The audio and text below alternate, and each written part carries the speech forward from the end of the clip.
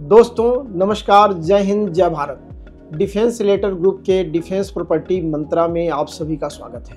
और आज का हमारा टॉपिक है करंट सिनारियो में हाई राइज में जो फ्लोर की प्रायोरिटी है कि हम कौन सा सेलेक्ट करें। इसके ऊपर हमने वीडियो बनाया था लो राइज और हाई राइज के ऊपर, जिसे आपने बहुत पसंद किया और उसमें बहुत सारी इंक्वायरी, बहुत सारे दोस्तों के कॉल आए कि हमें फ्लोर कौन सा सेलेक्ट करें, डायरेक्शन क्या होना चाहिए, उसके अंदर क्या क्या चीज़ों को देखना चाहिए।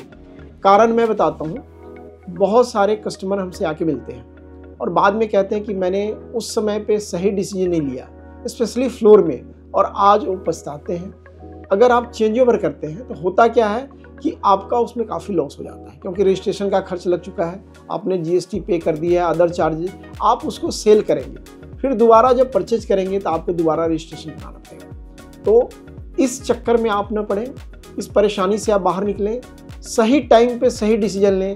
इसके लिए आज हम लेके आए हैं आपके लिए खास कि हाई राइज में फ्लोर कौन सा कैसे सेलेक्ट करें और किन किन चीज़ों का ध्यान रखें।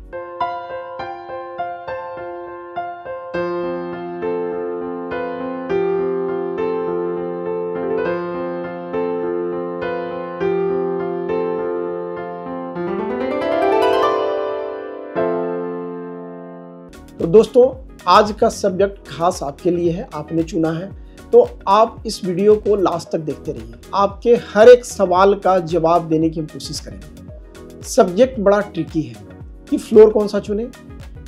अब मैं आपको एक चीज़ सबसे पहले क्लियर करूँ कि हाई राइज का प्रचलन जिस तरह से बढ़ा है, पहले बड़े शहरों में था, फिर टायर 2 सिटी में आ गया, टायर 3 सिटी में, और लोग इसकी तरफ क्यों जा रहे हैं? क्योंकि जैसे जैसे बिल्डिंग ऊपर की तरफ बढ़ेगी, फ्लोर फॉर एग्जाम्पल 4 से 6 हुआ, 10 हुआ, 15 हुआ, 30-50 माले की बिल्डिंग आई, तो स्पेस अंदर में जो ग्रुप हाउसिंग सोसाइटी में ज़्यादा मिलता है। इसका फ़ायदा क्या होता है कि आपको पार्क का स्पेस ज़्यादा हो गया, प्लेइंग एरिया का स्पेस ज़्यादा हो गया, एमिनिटीज़ बढ़ गई, जो आपका क्लब है, स्विमिंग पूल है, उसका साइज बड़ा हो गया और ओपन स्पेस बहुत ज़्यादा हो जाता है। लेकिन आज हमारा मुद्दा क्या है, हम फ्लोर कौन सा सिलेक्ट करें।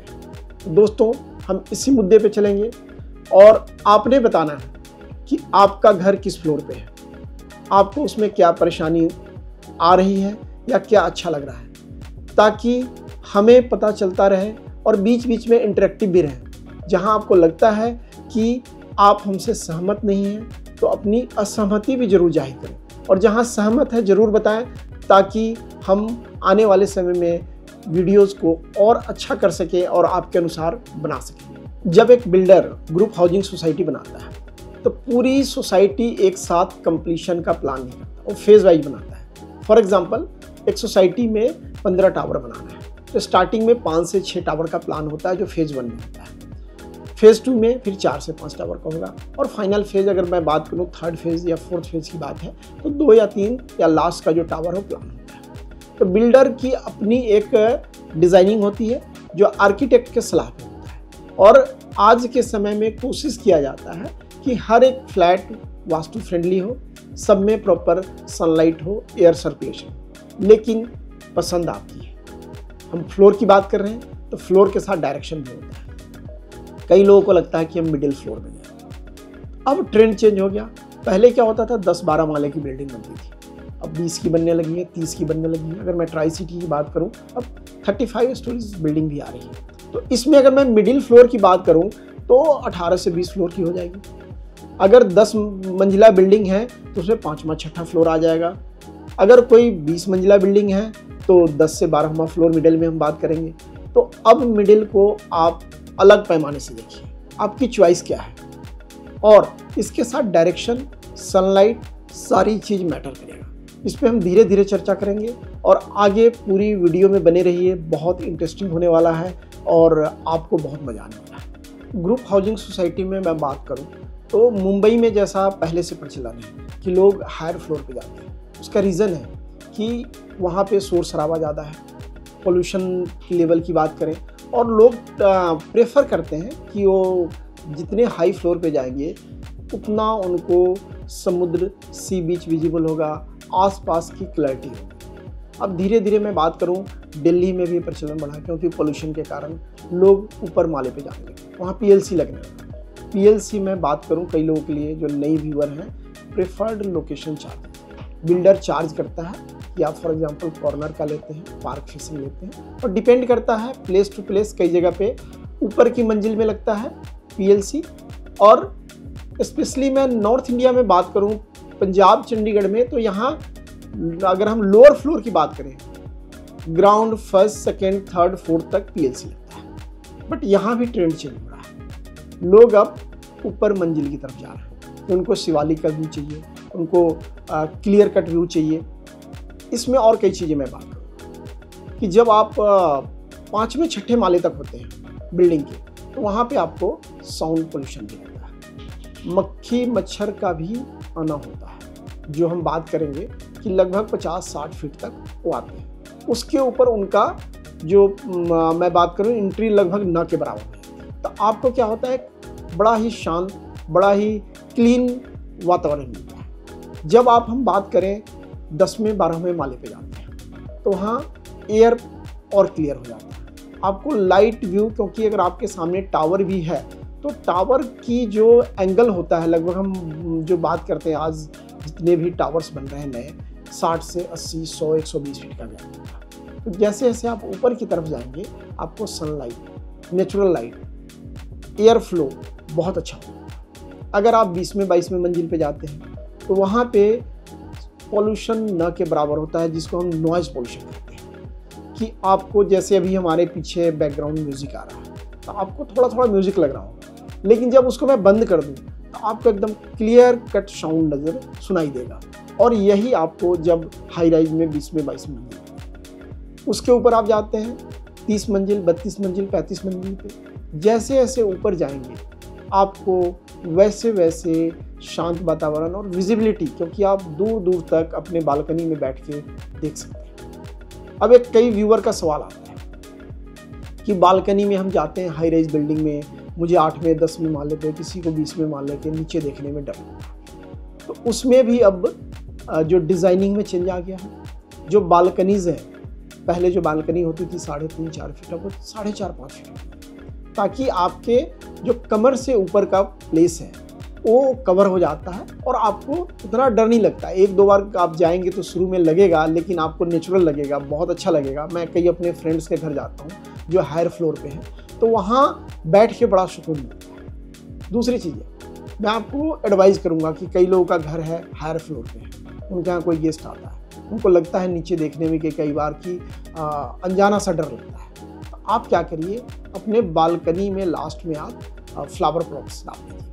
उससे होगा क्या, लगभग 1 फीट का गैप और हो जाएगा। जब वो बाहर की तरफ देखेंगे तो उनका जो फियर फैक्टर है वो कम हो जाएगा, और आपको जो एक्चुअल व्यू आता है हाई राइज का वो दिखेगा। और जहाँ तक मैं बात करूँ कि जब भी हम हाई राइज बिल्डिंग में जाते हैं, तो लोअर फ्लोर लेके उतना ज़्यादा फायदा नहीं। हाँ, कई लोग आते हैं कि मेरे पेरेंट्स बुजुर्ग हैं, लिफ्ट बंद हो गया तो क्या हो जाएगा, हमें हायर फ्लोर में नहीं जाना है, मुझे फोबिया है, स्पेशली हाइट से फोबिया है, तो उन लोगों के लिए सूटेबल है।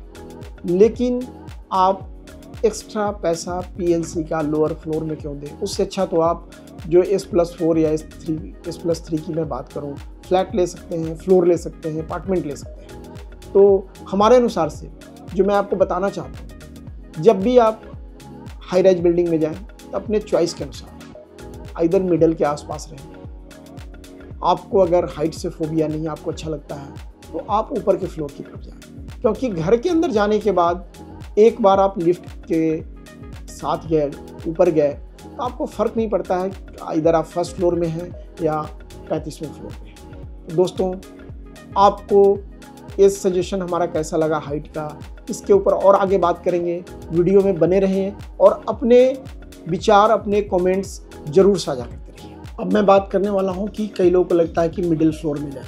मिडिल फ्लोर भी डिपेंड करेगा कि कितने फ्लोर की बिल्डिंग है। अब एग्जांपल ही ले लें कि कोई अगर बुर्ज में चला जाए तो वहाँ मिडिल फ्लोर ही आएगा, लगभग 80-85वां मंजिल आ जाएगा। अगर कोई 7 मंजिल की अगर सोसाइटी है तो उसमें 3रा-4था फ्लोर आ जाएगा। तो हर एक चीज़ डिपेंड करेगा कि आप जिस ग्रुप हाउसिंग सोसाइटी में फ्लैट ले रहे हैं, अपार्टमेंट ले रहे हैं, उसमें कितनी मंजिल बनने वाली है, बन रही है। टॉप फ्लोर की भी मैं बात करूं तो 7-8 मंजिल पहले बनता था, मिनिमम 12-13 मंजिल से शुरू होके इंडिया में भी अलग अलग शहरों में भी, मैं ट्राई सिटी की बात करूं तो अब 35 मंजिल तक का फ्लोर आ गया हो। और आने वाले टाइम में ये साइज़ और बढ़ेगा क्योंकि लोगों का प्रेफरेंस बढ़ रहा है। विशेष करके मैं बात करूं तो यंगस्टर, उनका जो चॉइस है, जो मैं देखता हूं, मिलता हूं, बात करता हूं, तो हायर फ्लोर की तरफ होता है। जो मिडिल एज में आ जाते हैं वो मिडिल फ्लोर की तरफ जाते हैं, और जो ओल्डर एज में है उनको लगता है कि चलो नीचे से पार्क में जाना है, कहीं जाना है तो मैं आराम से निकल जाऊंगा, दूसरा, तीसरा, चौथा, अगर जिसमें ग्राउंड फ्लोर है तो वहाँ पे ग्राउंड फ्लोर भी प्रेफर करते हैं। अब मैं बात करने वाला हूँ कि फेसिंग में आपको क्या लेना चाहिए। ये तो मेरी अपनी राय है, मेरी टीम की राय है जो इसके ऊपर रिसर्च करती है। अगर आप इनर फेसिंग फ्लैट ले रहे हैं, इनर फेसिंग का मतलब जो आप पार्क, स्विमिंग पूल, जो एमिनिटीज़ को फेस करता हुआ फ्लैट वहाँ ले रहे हैं, तो डेफिनेटली आपको 5वें 6ठे फ्लोर तक जाना चाहिए। क्योंकि उसके बाद होता क्या है कि आप पार्क जो आप व्यू देखना चाहते हैं, जो क्लब की को देखना चाहते हैं, आपको लगता है कि मैं अपने बालकनी में बैठूं, पार्क में मेरा बच्चा खेल रहा है, मैं उसको मॉनिटर करूं, तो आपको एवरेज 5वें 6ठे 7वें फ्लोर तक जाना चाहिए। प्रेफरेबली अगर 4th 5th फ्लोर लेते हैं तो आप पार्क की ब्यूटी को, आप उसकी ग्रीनीज को इंजॉय कर सकते हैं। और मैं बात करूं कि अगर आप आउटर फेसिंग लेना चाहते हैं तो आउटर फेसिंग में होगा क्या कि आपको हायर फ्लोर की तरफ जाना चाहिए। कारण कि आपकी सोसाइटी के बाहर आज कोई बिल्डिंग नहीं है, पता चले कि आपकी बिल्डिंग 20 मंजिला है और आपके जो साइड में जगह है उसमें अप्रूवल आ गया 25 मंजिला, तो जब आप बहुत नीचे रहेंगे तो हो सकता है कि ऑल दो टावर टू टावर गैप काफ़ी रखा जाता है जब एक सोसाइटी से दूसरी सोसाइटी में, फिर भी मैं लोगों को एडवाइस करता हूँ कि जब भी आप आउटर फेसिंग लें तो कम से कम मिडिल फ्लोर और टॉप फ्लोर की तरफ जाएं, ताकि आपको आने वाले समय में जो आज आपको लग रहा है 2, 4, 5 साल बाद वो असुविधा ना हो, या आपको फील ना हो कि मैंने ऊपर का फ्लोर लिया होता तो मेरा व्यू ब्लॉक नहीं होता और मुझे जो अच्छा लगता है इन्वायरमेंट, चाहे नेचुरल लाइटिंग या एयर फ्लो की मैं बात करूं, वो कहीं कहीं रेस्ट्रिक्ट नहीं होता। दोस्तों, एक एक चीज़ों का ध्यान, जो आपका सवाल है उसको मैं जवाब देने की कोशिश कर रहा हूं, और आप हमारे वीडियो में इंटरेक्ट करते हैं, उसके ऊपर अपना कमेंट्स डालते हैं, अपनी राय देते हैं, अपने जो सवाल करते हैं वो हमें प्रेरित करता है नए नए सब्जेक्ट को लेके वीडियो बनाने के लिए, और हमारी टीम को मोटिवेट करता है कि वो आपके लिए अच्छे कंटेंट पे, अच्छे सब्जेक्ट पे वीडियो बनाएं, आपके लिए रिसर्च करें। मोस्टली जो 10वीं मंजिल के ऊपर क्या होता है, स्मेल नहीं आता है। कई बार कोई प्रोजेक्ट बना हुआ, उसके साइड से कोई नाला जा रहा है, तो आप देखेंगे उसको कवर करने के बाद भी कई बार उसकी स्मेल होती है। जितना हायर फ्लोर पे आप जाएंगे वो बहुत ही मिनिमाइज हो जाएगा, जीरो हो जाएगा, और इवन 10 से 12 मंजिल के बाद आपका नॉइज पॉल्यूशन भी लगभग जीरो हो जाता है। आपको बड़ा एक सुकून सा महसूस होता है जब एक हायर फ्लोर पे आप रहते हैं। मुझे भी पर्सनली बात करूं तो हायर फ्लोर पसंद है, मैं रेकमेंड भी करता हूं, डिपेंड करता है पर्सन टू पर्सन। आपको हमने कवर भी कर दिया कि इनर व्यू लेना है तो आपको इनर ब्यूटी देखना है तो लोअर फ्लोर, आपको मिडिल फ्लोर प्रेफर करना चाहिए। आउटर साइड में है तो आप हायर फ्लोर की तरफ जाइए, ऊपर की तरफ जाइए, ताकि आने वाले समय में आपका व्यू रेस्ट्रिक्ट नहीं हो, आपको क्लियर कट एयर फ्लो भी मिले और आपको सनलाइट भी प्रॉपर मिले। इसके अलावा अगर मैं बात करूं तो हाई राइज फ्लैट में अब जो बिल्डर हैं वो जो डिज़ाइन कर रहे हैं वो ट्राई कर रहे हैं कि जो बड़े साइज़ का है फ्लैट है या अपार्टमेंट है उसमें एक फ्लोर पे 2 फ्लैट का भी प्रचलन आ गया है, जिसमें 3 साइड ओपन फ्लैट होता है। उसमें मैं बात करूं बालकनी बहुत खुली हो जाती है, आपको व्यू भी चाहे ड्राइंग रूम से हो, चाहे आपके किचन से हो, चाहे आपके बेडरूम से हो, चारों तरफ से क्लियर कट व्यू होता है। जो सनलाइट है नेचुरल, वास्तु पे भी मैंने वीडियो बनाई है, आप लोगों ने देखा है, सराहा है। तो वास्तु के अनुसार जितना क्लियर कट सनलाइट आएगा, जितनी क्लियर कट आपको एयर आपको फ्लो पास करेगा, तो आपका वास्तु दोष खत्म हो जाता है। और इसके साथ साथ ही हमने डिफेंस फैमिलीज़ के लिए एक वर्क फ्रॉम होम कोर्स चलाया हुआ है, जो लगभग हमारा 8 मॉड्यूल कंप्लीट हो चुका है। तो उसमें भी बहुत सारे सवाल आते हैं। जो हमारे पार्टिसिपेंट है डिफरेंट पार्ट ऑफ इंडिया है, एक वेलफेयर एक्टिविटी में, क्योंकि मेरा भी अपना डिफेंस से जुड़ाव है, परिवार से जुड़ाव है। 20 साल वायुसेना में काम करने के बाद हमने कंपनी शुरू किया, तो हमेशा लगता है कि फैमिलीज़ के लिए कुछ करूं। उसी कड़ी में वर्क फ्रॉम होम का स्पेशली वायुसेना, जल सेना, अपनी आर्मी या पैरामिलिट्री के परिवारों के लिए एक वर्क फ्रॉम होम और रियल एस्टेट के ऊपर एक अपडेशन शुरू किया, नॉलेज शुरू किया, कोर्स शुरू किया। तो उसका जो सवाल आता है, उनके जो बहुत सारे इंक्वायरीज होती हैं, उसको भी एड ऑन हम ट्राई करते हैं कि नए वीडियो में करें।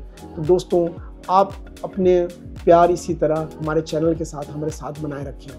आप जो भी हमसे सवाल करेंगे, जो आपकी राय होगी, उसके अनुसार डिफेंस लेटर ग्रुप की टीम, डिफेंस प्रॉपर्टी मंत्रा की टीम, डिफेंस वेलफेयर न्यूज़ की टीम का काम करेगी। एक बार पुनः हमारे चैनल की तरफ से बहुत बहुत बधाई, बहुत शुभकामनाएं हमें साथ प्यार देने के लिए, हमारे चैनल को आगे बढ़ाने के लिए। और मैं Rakesh Sharma, manager and director defence letter group, एक बार पुनः आप सबको हमारा साथ देने के लिए धन्यवाद। जय हिंद, जय भारत।